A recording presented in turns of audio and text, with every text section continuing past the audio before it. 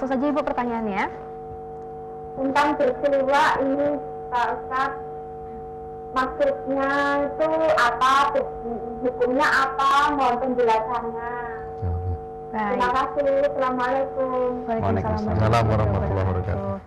Dari Bapak mungkin kebersihan maksudnya seperti apa dan hukumnya seperti apa? Ya, kebersihan itu yang diharapkan adalah memang karena kita beragama Islam, apapun yang kita lakukan untuk beribadah harus bersih dulu, baik bersih secara najis besar dan kecil, sehingga apa yang kita lakukan untuk beribadah pada Allah itu betul-betul mencapai ridha Allah, gitu kan.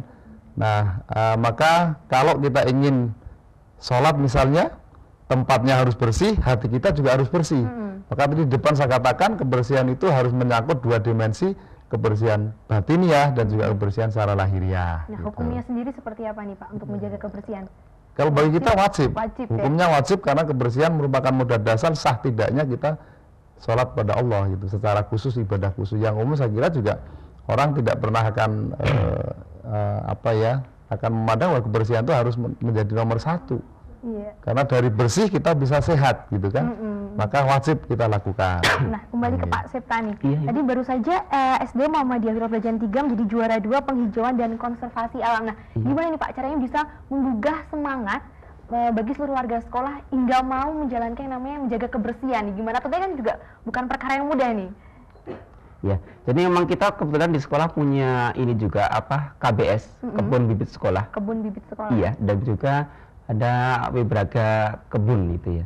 Nah di sana ada tanaman-tanaman, kemudian di sana anak-anak kita ajak seminggu sekali paling nggak minimal untuk ke sana kita lihat ini loh tanaman-tanamannya nanti akan kamu nikmati hasilnya. Ini loh tanaman-tanamannya nanti akan menyelamatkan dunia. Ayo mari kita jaga bareng-bareng. Kemudian di sana ada juga mulak Bapak ya. Iya. Ada mulak KMDM. Kecil menanam, dewasa memanen. Anak-anak kita ajarkan bagaimana dia menanam tanaman dan lain sebagainya. Itu menghasilkan bagi anak-anak ternyata. Seperti tiap minggu sekali kita jadwal masing-masing kelas 1, kelas 2 sampai dengan kelas 6 di sana.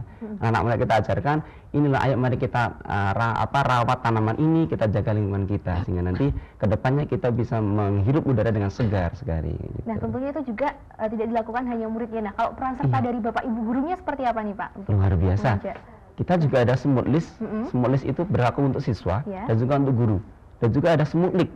Semut list itu 10 menit untuk lingkungan sekolah sehat gitu ya. Kalau yang semut lik itu 10 menit untuk lingkungan kerja. Jadi kita ajarkan dari guru-guru itu setiap habis kerja, mari kita bereskan tempat kerja kita. Tidak berantakan, kalau ada sisa makanan kita hilangkan, kita buangkan tempat sampah sesuai dengan pembagian di tempat sampah. Iya, luar biasa sekali. Jadi antara guru dan juga siswa memang sama-sama berperan aktif gitu ya. Baik, sudah ada telepon yang masuk. Muhasabah mencari ridho ilahi dengan siapa di mana? Waalaikumsalam warahmatullahi wabarakatuh. Ibu Sulistiawati Sidoarjo, Mbak. Iya, Ibu langsung pertanyaannya. Mau tanya Pak Ustaz mengenai kebersihan adalah bagian iman ya Pak ya. Yang pernah saya tahu dan saya lihat itu di SD itu kok masih ada jajanan-jajanan yang di sekitar SD. Tapi kan itu apakah gurunya itu sudah tahu dan sudah minta izin? Karena di situ tuh mungkin jajanan-jajanan itu kan belum termasuk konsumsi yang layak. Makanya Pak, soalnya saya pernah melihat tuh ada yang makanan yang menyolok sekali warnanya, sambalnya, ataupun itu nanti ada yang sambelnya untuk apa, nanti dikhawatirkan nanti kalau anak-anak didik itu jajannya sembarangan, yang di tepi-tepi jalan tuh sanksinya nanti kan bisa mengganggu kesehatan. Apakah dari guru itu sudah mengawasi seperti itu dan pandangannya kurang bagus kalau bisa itu dikelola dari sekolah biar anak-anak itu jajannya di koperasi atau bagaimana itu Pak. Yang kedua mengenai lingkungan tuh saya masih melihat itu di tembok-tembok itu dicoret-coret itu Pak. Nah apakah itu tanggung jawab Bapak Guru atau lingkungan sekitar itu, apakah itu termasuk anak-anak didik sekitar ataukah yang lain, itu tanggung jawab siapa Pak? Mengganggu pandangan itu Pak, jadi kurang indah dan nyaman.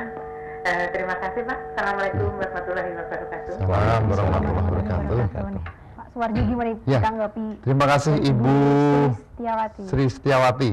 Luar biasa Bu, alhamdulillah Ibu termasuk orang yang peduli ya terhadap bagaimana kita menyehatkan anak-anak didik kita, kemudian dari sisi lingkungan juga harus nyaman.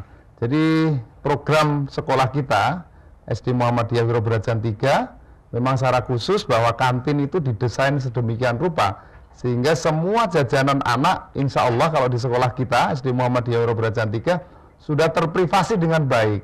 Karena anak-anak sudah masakan itu dimasak sendiri oleh pengelola, yang di situ ada 5 karyawan yang mengelola kantin kita, sehingga masakan di situ, kalau gorengan ya digoreng di situ. Kemudian segala jenis makanan itu akan betul-betul kita share, kita saring yang memang terbebas dari zat warna, zat perasa dan juga zat pewarna yang ada. Nah, untuk di Dinas Pendidikan Kota Yogyakarta sendiri sebenarnya sudah menjadi program kita untuk bagaimana memberi pemahaman kepada para pedagang ya. Dan ini memang sulit, harus ada keberanian juga semangat bersama untuk bagaimana warung dan kantin sekolah itu terbebas dari rodomin, kemudian formalin ya, dan zat kimia yang memang itu merupakan investasi menyedihkan. Kok investasi menyedihkan? Ya karena nanti suatu ketika kanker itu akan muncul dengan mengkonsumsi, tapi 40 tahun yang akan datang. Nah, kita tidak ingin anak-anak didik kita itu dibekali dengan makanan yang seperti itu. Maka ibu tadi sudah merupakan orang tua murid atau masyarakat yang memang harus membantu bagaimana para pedagang yang ada di luar itu harus kita kelola dengan baik. Di Wiro Braja 3 6 bulan kami mengamati hal itu, kemudian setelah 6 bulan kita bertindak, kita ajak berembuk di sekolah, kita aturi rawuh ke sekolah, dan alhamdulillah dia bisa memahami. Kalau bapak-bapak pedagang bisa kriteria jajanan bisa seperti sekolah, maka silahkan dijual di sini. Kalau tidak, mohon maaf, ini memang sekolah masa depan anak harus dijaga. Nah, kaitannya dengan tembok yang dicoret-coret, alhamdulillah memang biasanya itu adalah anak-anak yang dari luar. Kalau anak-anak didik kita insya Allah tidak ada yang mencoba untuk mencoret tembok, bahkan pakai pilok yang besar, itu sangat mengganggu pandangan kita. Kemudian penghijauan memang kita lakukan di sekolah kita, di halaman sekolah juga sudah rindang dan lain-lain, itu dalam rangka menjaga kenyamanan seperti yang Ibu tadi tanyakan pada kita. Iya, berarti luar biasa sekali ya Pak, mulai dari kebersihan makanan juga semua diperhatikan di SD Muhammadiyah Wiro Braja 3. Menambah ya, jadi begini, di Balai POM Kota Provinsi itu ada satu program namanya Piagam Kantin Sehat. Piagam Kantin Sehat. Piagam Kantin Sehat.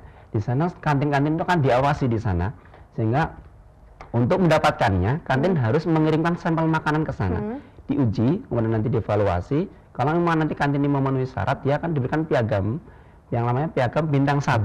Iya. Dan alhamdulillah kemarin kita mengirimkan ke sana sampel makanan yang kita olah dengan sendiri tadi swadaya, dan kita lolos. Dan alhamdulillah kantin kita mendapatkan piagam kantin 1 untuk kantin sehat. Iya, baik. Nanti kita akan lanjutkan perbincangan kita, tapi setelah pesan-pesan yang berikut ini. Untuk itu pemirsa, pastikan Anda masih bersama kami di Muhasabah Mencari Ridho Ilahi.